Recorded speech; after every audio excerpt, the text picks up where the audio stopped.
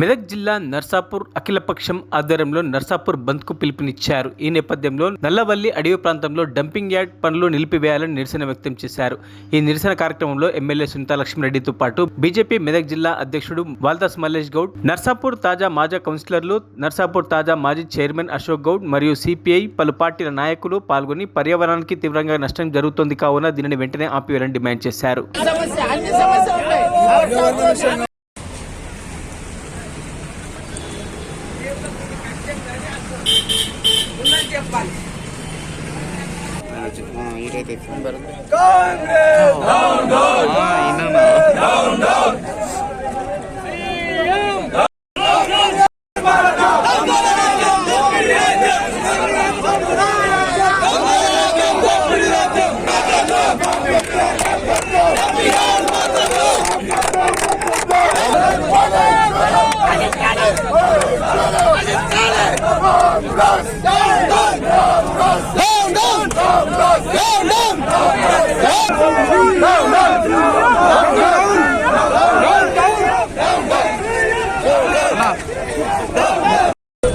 గతంలో వాళ్ళ పార్టీ మంత్రివర్గం ఇస్తామన్నా కూడా కాంగ్రెస్ పార్టీ మెదక్ జిల్లా పైన వివక్ష చూపించింది.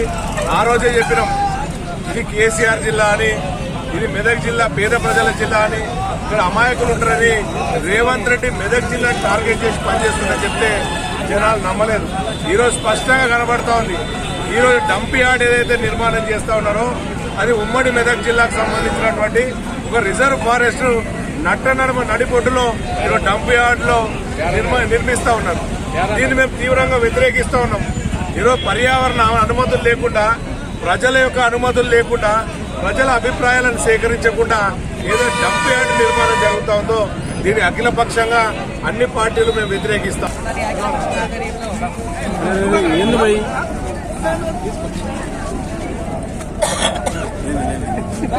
నర్సాపూర్లో ఈరోజు అఖిలపక్ష ఆధ్వర్యంలో మరి ధర్నాను అదేవిధంగా బంద్ కార్యక్రమం నిర్వహించడం జరుగుతోంది. ప్యారా నగర్లో ఏదైతే డంప్ యార్డ్ని నిర్మిస్తా ఉన్నారో దాన్ని తీవ్రంగా వ్యతిరేకిస్తూ మరి నిన్న జరిగినటువంటి ఏదైతే అమానుష కార్యక్రమంలో రాత్రికి రాత్రి మరి నాయకులందరినీ కూడా, ప్రజలందరినీ కూడా మరి తీసుకొని బంధించి పోలీస్ దిగ్బంధంలోకి తీసుకోవడం జరిగింది. ఆ గ్రామాలన్నింటినీ కూడా పోలీస్ ఆహారంలో 145 సెక్షన్లో ఉంచడం జరిగిందో దానికి నిరసనగా మరి పొల్యూషన్ డంప్ యార్డ్ నిర్మాణం నిలిపివేయాలని చెప్పేసి ఈరోజు ఈ కార్యక్రమాన్ని ఇక్కడ కానీ ఇక్కడల్లో కానీ నిర్వహించడం జరుగుతోంది. మరి ప్రభుత్వం ఇప్పటికైనా స్పందించాల్సినటువంటి అవసరం ఉంది. ఎందుకంటే ప్యారా నగర్ మొత్తం కూడా చుట్టుపక్కలంతా కూడా అడవి ఉంది. ఆ అడవి మధ్యలో ఈ యొక్క డంప్ యార్డ్ నిర్మాణం వల్ల మనకు అక్కడ ఉన్నటువంటి రైతులు ప్యారా నగర్, అదేవిధంగా మన నల్లవల్లి, కొత్తపల్లి, నాగిరెడ్డిగూడ, గుమ్మడితల్ల గ్రామాలకు సంబంధించి ఏవైతే పంటలు పండిస్తున్న నష్టం జరుగుతుంది. పొల్యూషన్ పెరిగిపోతుంది. Air pollution, water pollution, smell అంతా కూడా మరి బాగా పెరిగిపోతుంది.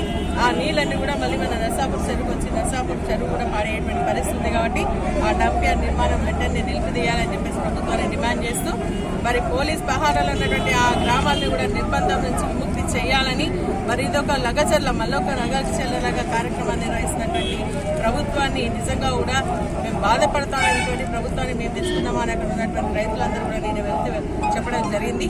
కాబట్టి వాటన్నిటిని కూడా విముక్తి చేసి ప్రజల్ని మరి ఫ్రీగా వదిలేసేయాలి.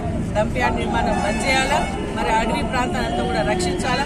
అడవులు పెంచుకోవాలని మనం మాట్లాడుకుంటాం కదా. ఇప్పుడు కూడా ఖరారు చేసేటువంటి పరిస్థితుల్లో డంప్ యార్డ్ నిర్మాణం ఆపాలి.